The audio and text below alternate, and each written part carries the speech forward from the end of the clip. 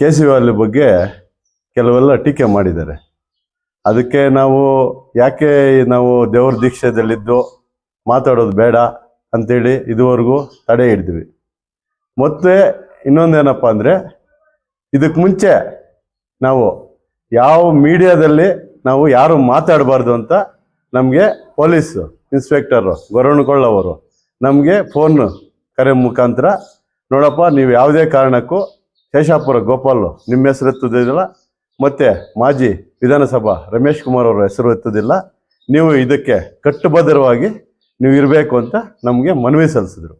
ಆಗ ನಾವು ಹೇಳಿದ್ವಿ, ಸರ್ ನಾವು ಯಾವುದೇ ಕಾರಣಕ್ಕೂ ಅವರು ಗೋಪಾಲ್ ಅವ್ರ ಹೆಸರು ನಾವು ಎತ್ತುವುದಿಲ್ಲ, ನಮ್ಮ ಹೆಸರು ಅವರು ಎತ್ತಬಾರ್ದು ಅಂಥೇಳಿ ಅವ್ರ ಸಮ್ಮುಖದಲ್ಲಿ ನಮ್ಮ ಮನೆಗೆ ಬರ್ತೀನಿ ಅಂತ ಹೇಳಿದರು. ಆದರೆ ಮತ್ತೆ ಮಧ್ಯಾಹ್ನದ ಮೇಲೆ ಸ್ಕೂಲ್ ಹತ್ರ ಬರ್ತೀವಿ ಅಂತ ಹೇಳಿದ್ರು. ಆಮೇಲೆ ಸಾಯಂಕಾಲ ಈ ಥರ ಪೊಲೀಸ್ ಪ್ರೊಟೆಕ್ಷನಲ್ಲಿ ಬರ್ತೀವಿ ಅಂತೇಳಿ ಮತ್ತೆ ಲಾಸ್ಟ್ ಮೂಮೆಂಟಲ್ಲಿ ಈ ಥರ ಒಪ್ಪಿಗೆ ಮುಖಾಂತರ ಒಬ್ಬರ ಹೆಸರು ಒಬ್ರು ಎತ್ತಬಾರ್ದು ಅಂತ ಹೇಳಿದ್ದು ನಿಜ. ಇದು ನಿಜಾಂಶ. ಬೇಕಾದರೆ ನಮ್ಮ ಸರ್ಕಲ್ ಇನ್ಸ್ಪೆಕ್ಟರ್ ಗೊರವನಕೊಳ ಇದ್ದಾರಲ್ಲ, ಅವನು ಕೇಳಿದ್ರೆ ಬೇಕಾದರೆ ಅವ್ರು ಹೇಳ್ತಾರೆ ಇದ್ರ ಬಗ್ಗೆ. ಇತ್ತೀಚೆಗೆ ದಿನಗಳಲ್ಲಿ ನಾನು ಶಬರಿಮಲೆ ದೀಕ್ಷೆದಲ್ಲಿದ್ದೆ. ದಯವಿಟ್ಟು ನಾನು ಯಾರ ಹೆಸರನ್ನು ಬಳಸ್ಕೊಳ್ಳೋಕ್ಕಾಗಲಿಲ್ಲ.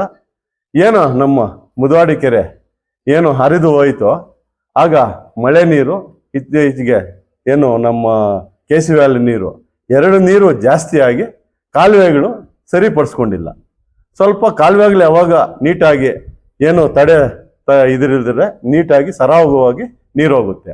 ಅದರಿಂದ ಯಾವ್ದು ಕಸ ಕಡ್ಡಿ ಏನು ಅಡ್ಡಿ ಬಂತ, ಆಗ ನೀರು ರೈತರ ಜಮೀನಕ್ಕೆ ಬರೋ ಅವಕಾಶ ಆಯಿತು. ಆದ್ರಿಂದ ನಮ್ಮ ರಮೇಶ್ ಕುಮಾರ್ ಅವರನ್ನು ರೈತರು ಕರೆಸ್ಕೊಂಡ್ರು. ಎಲ್ಲಿ ಒಂದು ಗೂಳುಗಾಣಲ್ಲಿ ಅಂತ ಒಂದು ಹಳ್ಳಿಗೆ ಕರೆಸ್ಕೊಂಡು ಅವ್ರ ಪರಿಸ್ಥಿತಿ ಹೇಳಿದ್ರು, ರೈತರ ಪರಿಸ್ಥಿತಿ. ನೋಡಿ ಸ್ವಾಮಿಗಳೇ, ನಮಗೆ ಈ ಥರ ಕೇಸರಿವಾಲ್ ನೀರು ಪ್ಲಸ್ ಮಳೆ ನೀರು ಹೆಚ್ಚಾಗಿ ನಮಗೆ ಕಾಲುವೆಯಿಂದ ತೊಂದರೆ ಆಗಿದೆ, ನಮ್ಗೇನ ಇದನ್ನು ಪರಿಹಾರ ನಮಗೆ ಮಾಡಿಕೊಡಿ ಅಂತೆ. ಅವ್ರೇನು ಮಾಡಿದ್ರು, ನಮ್ಮ ಸ್ವಾಮಿಗಳು ರಮೇಶ್ ಕುಮಾರ್ ಅವರು ಅದಕ್ಕೆ ಅಲ್ಲಿಗೆ ಫೋನ್ ಮಾಡಿ ಆಫೀಸರ್ಗೆಲ್ಲ ಫೋನ್ ಮಾಡಿ, ನೋಡಪ್ಪ ಈ ಥರ ತೊಂದರೆ ಇದೆ, ಇದನ್ನು ಸರ್ವೆ ಮಾಡಿ ಇದನ್ನು ತೆರವುಗೊಳಿಸಿ, ಇದನ್ನು ಕಾಲುವೆನ ನೀಟಾಗಿ ತೆರವುಗೊಳಿಸಿ ನೀಟಾಗಿ ಸರಾಗವಾಗಿ ನೀರು ಹೋಗುವಂಗೆ ಮಾಡಿಕೊಳ್ಳಿ ಅಂತ ಪಾಪ ನಮ್ಮ ಬ್ಯಾಟಣ್ಣವರು ಮತ್ತು ನಮ್ಮ ಕಾಂಗ್ರೆಸ್ ಕಾರ್ಯಕರ್ತರು ಎಲ್ಲ ಅಲ್ಲಿ ಒಂದು ಫಂಕ್ಷನ್ ಥರ ನಾವು ಮಾಡಿಕೊಂಡು ಅದ್ರ ಜೊತೆಗೆ ರೈತರ ಕಷ್ಟಗಳನ್ನು ಕುಂದುಕೊರತೆಗಳನ್ನು ತಿಳಿದುಕೊಂಡು ಮತ್ತೆ ಅವ್ರ ಕಷ್ಟ ಏನಿದೆ ಅಂತ ಪರಿಹಾರ ನೀಡ್ತೀನಿ. ನಾನು 2 ವರ್ಷದಿಂದ ನಾನು ಯಾವುದೂ ಮಾತಾಡಿಲ್ಲ, ಈಗ ನಾನು ಆಚೆಗೆ ಬಂದಿದ್ದೀನಿ, ದಯವಿಟ್ಟು ನಾನು ಮಾಡಿಕೊಡ್ತೀನಿ ಅಂತ ನಮ್ಮ ರಮೇಶ್ ಕುಮಾರ್ ಸಾಹೇಬರು ಹೇಳಿದ್ದು ನಿಜ. ಇದು ಸತ್ಯಾಂಶ, ಎಲ್ರಿಗೂ ಗೊತ್ತಾಗಿರೋದೆ. ಇದರಲ್ಲಿ ಯಾರು ಹೋಗ್ತಾರೆ, ನಮ್ಮ ಸ್ವಾಮಿಗಳು ಹೋದ್ಮೇಲೆ ಇದೇ ನಮ್ಮ ಶ್ರೀನಿವಾಸಪುರ ಶಾಸಕರನ್ನ ಇಟ್ಕೊಂಡು ಗೋಪಾಲ್ ಅನ್ನುವರು ಜೊತೆಯಲ್ಲಿ ಹೋಗ್ತಾರೆ.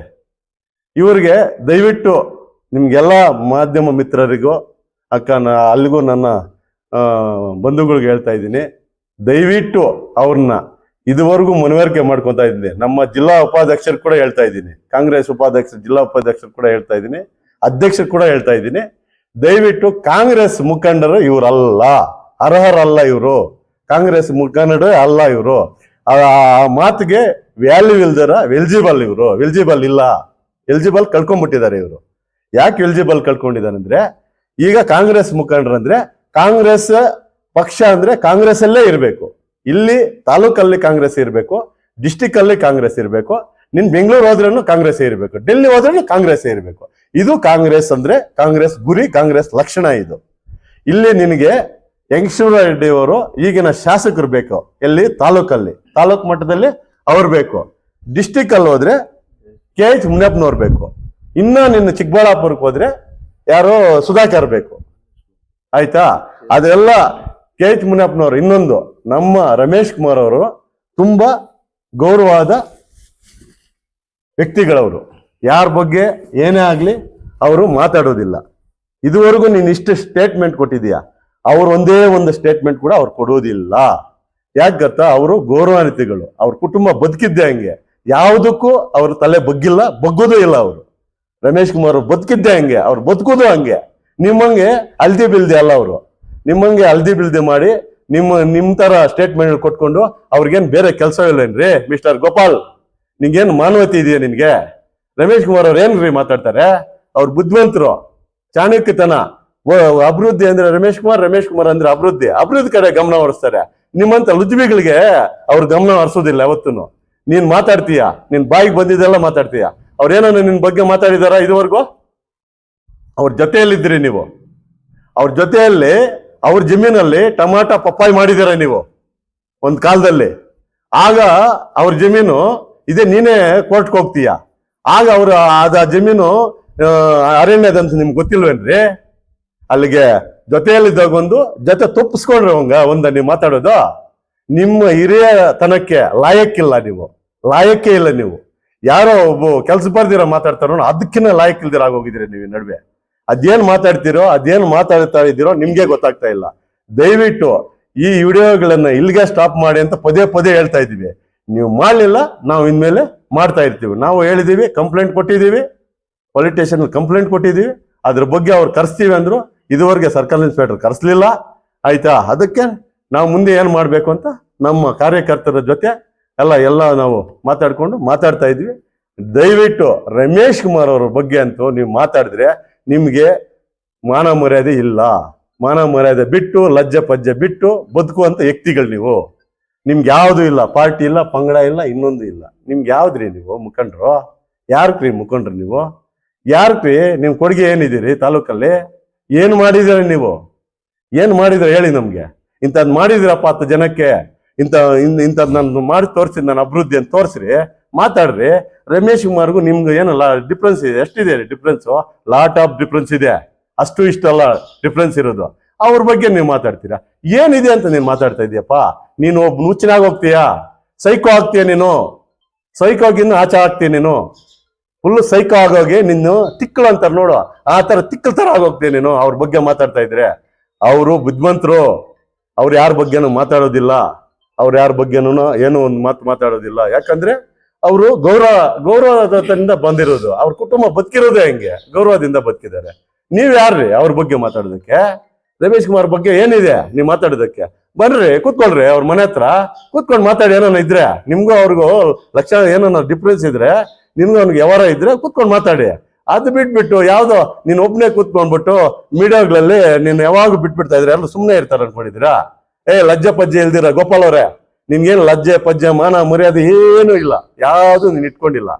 ನಾನು ಇದುವರೆಗೂ ಕಾದ್ ನೋಡ್ದೆ, ಕರೆಸ್ತಾರೆ ಇನ್ಸ್ಪೆಕ್ಟರ್ ಮಾತಾಡೋಣ ಅಂತ. ನಾನು ಕಾಯೋಕಿನ್ ರೆಡಿ ಇಲ್ಲ. ಆಯ್ತಾ? ನಾನು ರೆಡಿ, ಯಾವುದಕ್ಕೂ ರೆಡಿ. ನೀವು ರೆಡಿ ಇದ್ರೆ ಬನ್ನಿ, ಅಭಿವೃದ್ಧಿ ಕಡೆ ನೋಡೋಣ. ಇದೇ ರಮೇಶ್ ಕುಮಾರ್ ಸೋತಿದ್ರೇನು ಇವತ್ತು ಜನಗಳಿಗೆ ಎಷ್ಟು ಜನ ಬರ್ತಾರೆ ಮನೆ ಹತ್ರ ಗೊತ್ತಾ? ಹಾಸ್ಪಿಟ್ಲ್ ಇರ್ಬೋದು, ಒಂದು ತಾಲೂಕ್ ಆಫೀಸ್ ಕಚೇರಿ ಇರ್ಬೋದು, ಅರ್ಥ ಆಯ್ತಾ? ಒಂದು ಕಿಡ್ನಿ ಡಯಾಲಿಸಿಸ್ ಆಗ್ಬೋದು, ಒಂದು ಕ್ಯಾನ್ಸರ್ ಆಗ್ಬೋದು, ಆಯ್ತಾ? ಒಂದು ಸ್ಕೂಲ್ ಎಜುಕೇಶನ್ ಡಿಪಾರ್ಟ್ಮೆಂಟ್ ಅಲ್ಲಿ ಇರ್ಬೋದು. ಎಲ್ಲ ಕೂತು ಒಬ್ಬೊಬ್ಬರನ್ನೇ ಕರೆಸಿ ಅವರು ಇವತ್ತು ಈಗ ಈ ತಾಲೂಕಲ್ಲಿ ಗೆದ್ದಿರೋ ಶಾಸಕರು ಮಾಡೋಕ್ಕಿನ್ನ ತ್ರಿಪಲ್ ಮಾಡ್ತಾ ಇದಾರ್ರಿ. ಈಗಿನ ಗೆದ್ದಿರೋ ಶಾಸಕರು ಏನ್ ಮಾಡ್ತಾ ಇದಾರೆ? ನೀವು ಜೊತೆಯಲ್ಲಿ ಇದೀವಲ್ಲ, ಏನ್ ಮಾಡ್ತಾ ಇದಾರೆ ನೀವೇ ತಿಳ್ಕೊಳ್ಳಿ. ಅವ್ರಿಗೂ ಡಿಫ್ರೆನ್ಸ್ ನೋಡಿ, ಇವ್ರಿಗೂ ಡಿಫ್ರೆನ್ಸ್ ನೋಡಿ. ಒಂದು ದಿವಸಕ್ಕೆ 500 ಜನ ಅಂದ್ರೆ ನಮ್ ಬಾಯಿ ನೋವುತ್ತೆ ರೀ. ಒಂದ್ 106 ಗಾಡಿಗಳು ಬರುತ್ತೆ, 106 ಕಾರುಗಳು ಬರುತ್ತೆ. ಎಲ್ರಿಗೂ ಸಮಾಧಾನವಾಗಿ ಅವರು ಮನೆ ಹತ್ರ ಕೂತ್ಕೊಂಡು ಯಾರಿಗ ಏನ್ ಮಾಡ್ಬೇಕು ಅಂತ ಕೂತಿದ್ದ ಜಾಗದಲ್ಲಿ ಕೆಲಸ ಮಾಡ್ಕೊಡ್ತಾ ಇದಾರ್ರಿ. ರಮೇಶ್ ಕುಮಾರ್ ಅವರು ಗೌರವದಿಂದ ಬದುಕಿದವರು. ಅವ್ರ ಬಗ್ಗೆ ಮಾತಾಡೋದಿಲ್ಲ. ನೀವು ಜೊತೆಯಲ್ಲಿದ್ದೀರಲ್ಲ, ಜೊತೆಯಲ್ಲಿದ್ದು ನಿನ್ ಬಾಳ ಹಿಡ್ಕೊಂಡು ಗೆಲ್ಸಿದಲ್ಲಪ್ಪ ಶಾಸಕರನ್ನ. ಅವ್ರೇನ್ ಮಾಡ್ತಾ ಇದಾರೆ ನೋಡಿ ಸರ್. ತಾಲೂಕಲ್ಲೇ ಮೊನ್ನೆ ಯಾವ್ದೋ ಒಂದು ಕಾಲುವೆಗೆ ಹಿಡ್ಕೊಂಡು ಹೋಗಿದ್ದೆ. ಏನ್ ಕಾಲುವೆಗೆ ನೀನ್ ಹಿಡ್ಕೊಂಡ್ಬಿಟ್ಟು ಅದ್ರಕ್ ಮುಂಚೆ ಯಾರು ಹೋಗಿದ್ದಾರೆ? ಯಾರು ಹೋಗ್ಬೇಕಾಗಿರೋದು? ಹೆಚ್ಚು ಕಮ್ಮಿ ಆದಾಗ ಯಾರು ಹೋಗಿ ನೋಡ್ಬೇಕಾಗಿರೋದು? ಈಗಿನ ಶಾಸಕರ, ಮಾಜಿ ಶಾಸಕರ, ಮಾಧ್ಯಮ ಮಿತ್ರರು ನೀವೇ ಹೇಳ್ಬೇಕಿದ್ದು. ಯಾರು ಹೋಗ್ಬೇಕಾಗಿರೋದು? ಈಗಿನ ಶಾಸಕರ ಅವರ? ಈಗಿನ ಶಾಸಕರು ತಾನೇ ಹೋಗಿ ಕಷ್ಟ ಸುಖ ಹೇಳ್ಬೇಕಾಗಿರೋದು. ಮಾಜಿ ಶಾಸಕರಿಗೆ ಏನನ್ನ ತಲೆ ಕೆಡಿಸ್ಕೊಳ್ಳೋ ಅವಶ್ಯಕತೆ ಇದೆಯಾ? ಆದ್ರೇನು ತಲೆ ಕೆಡಿಸ್ಕೊಂಡು ಹೋಗಿ ಕೇಸರಿವಾಲ್ ಬಗ್ಗೆ ಮಾತಾಡ್ತೀಯ ನೀನು. ಏನೋ ಅದು ಅಜ್ಞಾನಿಕದಲ್ಲಿ ಆಗಿದೆ, ಅವೈಜ್ಞಾನಿಕದಲ್ಲಿ ಆಗಿದೆ ಅಂತ. ರೀ, ನಿಮ್ಗೇನ ಬುದ್ಧಿ ಜ್ಞಾನ ಇದೆಯೇನ್ರಿ? ನೀವು ಅಯಜ್ಞಾನಿಗಳು ನೀವು. ಯಾಕೆ ಗೊತ್ತಾ? ಇದೇ ನಮ್ಮ ಮುದ್ವಾಡಿ ಸುತ್ತಲೂ ಇರೋ ಹಳ್ಳಿಗಳಲ್ಲಿ 1500, 2000 ಬೋರ್ ಕೊರ್ಸಿದೀವಿ.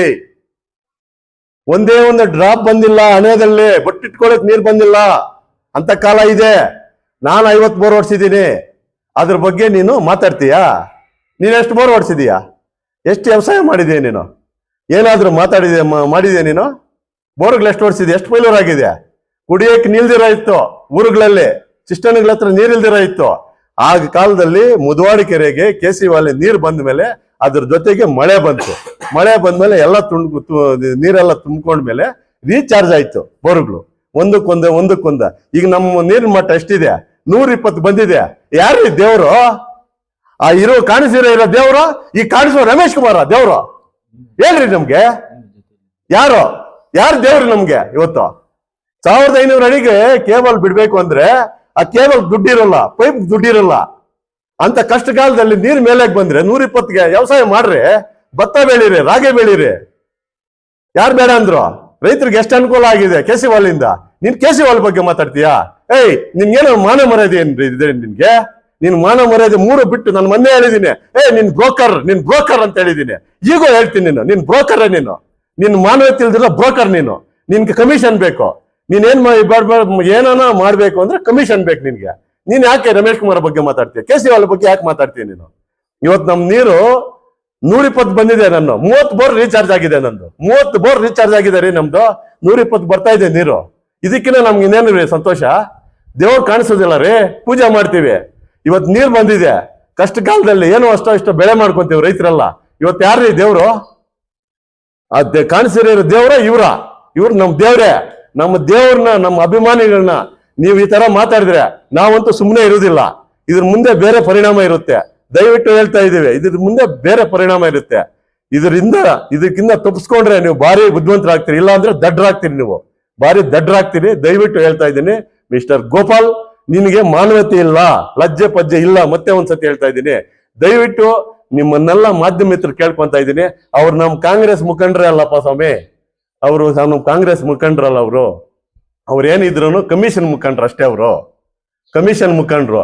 ಎಲ್ಲಿ ಏನ್ ಮಾಡ್ತಾರೋ ಅಲ್ಲಿ ಏನ್ ಬೇಕೋ ಅದ್ ಮಾಡಾಕ್ತಾರೆ ಕಮಿಷನ್ ಕೊಟ್ರೆ. ಯಾಕೆ KC ವಾಲ್ ಬಗ್ಗೆ ಯಾಕೆ ಮಾತಾಡ್ತೀಯ? ನಿನ್ಗೇನು ಅರ್ಹತೆ ಇದೆಯಾ KC ವಾಲ್ ಬಗ್ಗೆ? ನೀನೇನ ತಂದಿದ್ಯಾ KC ವಾಲೆ? ಏನೋ ತಂದಿದ್ಯಾ? ಆ KC ವಾಲಿಂದ HN ವಾಲೆ ಆಗಿದೆ ಇವತ್ತು. HN ವಾಲೆ ನೀರು ಬಂದ್ರೆ ಅದೇ ಪೈಪ್ ಲೈನ್ ಅಲ್ಲಿ ಎಲ್ಲ ಕೆರೆಗಳು ರೀಚಾರ್ಜ್ ಆಗುತ್ತೆ. HN ವಾಲೆ ಗೊತ್ತಾ ನಿನ್ಗೆ? ಅದೇ KC ವಾಲೆ ಸರಿ ಇಲ್ಲಪ್ಪ, ನಾನು ಒಪ್ಕೊಂತೀನಿ. KC ವಾಲೆ ಜೊತೆಯಲ್ಲಿ ಇದೇ ಯಾರು ಮುನ್ರತ್ನ BJP ಗೌರ್ಮೆಂಟ್ ಇದ್ದಾಗ ಮುನ್ರತ್ನಮ್ಮ ನಾಯ್ಡು, ಮತ್ತೆ ಅದ್ರ ಜೊತೆಗೆ ರೆಡ್ಡಿ, ಸೋತಿರುವ ಮಾಜಿ ರೆಡ್ಡಿ, ಮತ್ತೆ ಅದ್ರ ಜೊತೆಗೆ ಚಿಕ್ಕಬಳ್ಳಾಪುರ ಸುಧಾಕರ್ ಬಂದು ಇದೇ ಮುಳುವಾಡಿ ಕಡೆಯಲ್ಲಿ ನೀನು ಏನ್ ಮಾಡ್ತೀಯ? ಪೂಜೆ ಮಾಡ್ತೀಯ, ಭಾಗ್ಯವತಿ ಮಾಡ್ತೀಯ. ನೀನು ಹೆಂಗ್ ಮಾಡ್ದೆ? ನೀನು ಏನಕ್ಕೋಸ್ಕರ ಮಾಡ್ದೆ? ನೀನು ಆ ನೀರು ತುಂಬಾ ಹರಿತಾ ಇದ್ರೆ ಅದಕ್ಕೆ ನೀನು ಬಂದು ಪೂಜೆ ಮಾಡ್ತೀಯ. ಯಾಕೆ ಮಾಡ್ದೆ ನೀನು? KC ವಾಲ್ ನೀರು ಸರಿ ಇಲ್ಲಲ್ಲ. ಇವ್ರನ್ನೆಲ್ಲ ಕರ್ಸ್ಕೊಂಡು ನೀನ್ ಇಲ್ವಾ? ಫೋಟೋ ತೆಗಿಯೋಣ, ತೆಗಿಸ್ಲಾ ನೀನು? ಅವತ್ತೇ ಇದೆ, ನೀನು ಅಲ್ಲಿ ಕೂತ್ಕೊಂಡಿದೀಯ, ನೀನು ಮಾಡ್ಸಿದ್ಯಾ ಪೂಜೆ? ಹೆಂಗ್ ಮಾಡ್ತೀಯ ಪೂಜೆ? KC ವಾಲ್ ಬಗ್ಗೆ ಯಾಕೆ ಮಾತಾಡ್ತೀಯ ನೀನು? KC ವಾಲ್ ಬಗ್ಗೆ ಮಾತಾಡೋಕೆ ನಿನ್ಗೆ ಅರ್ಹ ಅಲ್ಲ, ನಿನ್ಗೆ ಚೈತನ್ಯನೂ ಇಲ್ಲ. ದಯವಿಟ್ಟು ಇದೆಲ್ಲ ಬಿಟ್ಬಿಟ್ಟು ಆಯ್ತಾ, ಏನೋ ನೀವು ಬದುಕೊಳ್ಳಿ. ರಮೇಶ್ ಕುಮಾರ್ ಇಡೀ ನಮ್ಮ ತಾಲೂಕಲ್ಲ ರೀ, ಅವರು ಇಡೀ ಸ್ಟೇಟ್ ಅಲ್ಲ, ಇಡೀ ಸೆಂಟ್ರಲ್ ಫಿಗರ್ ಅವರು. ಗೊತ್ತಾ ನಿಮ್ಗೆ? ಸೆಂಟ್ರಲ್ ಅಲ್ಲಿ ಇರ್ಬೇಕಾಗಿರೋದು ಅಂತ ಅವರು. ಇವತ್ತು ಯಾವ್ದೋ ನಮ್ಗೆ ದರಿದ್ರ ಮುಚ್ಕೊಂಡು ಇವತ್ತು ಅವ್ರನ್ನ ಸೋಲ್ಸ್ಕೊಂಡು ನಮ್ ತಾಲೂಕಲ್ಲಿ ಅಭಿವೃದ್ಧಿ ಇಲ್ದಿರ ಸಾಯ್ತಾ ಇದೀವಿ ಎಗರು ಬಿದ್ದು. ಗೊತ್ತಾ ನಿಮ್ಗೆ? ಯಾವ ಚಿರಂಡಿನೂ ಇಲ್ಲ, ಯಾವ ರೋಡು ಇಲ್ಲ, ಯಾವ CC ರೋಡು ಇಲ್ಲ, ಇನ್ನೊಂದು ಇಲ್ಲ, ಪರದೇಶ ಇಲ್ಲ, ಯಾವ್ದು ಇಲ್ಲ. ಎಷ್ಟು ಬಂದಿದೆ 2 ವರ್ಷದಿಂದ ಮನೆಗಳು? ಎಷ್ಟು ಬಂದಿದೆ? 10 ವರ್ಷದಿಂದ ಎಷ್ಟು ಬಂದಿದೆ ಮನೆಗಳು?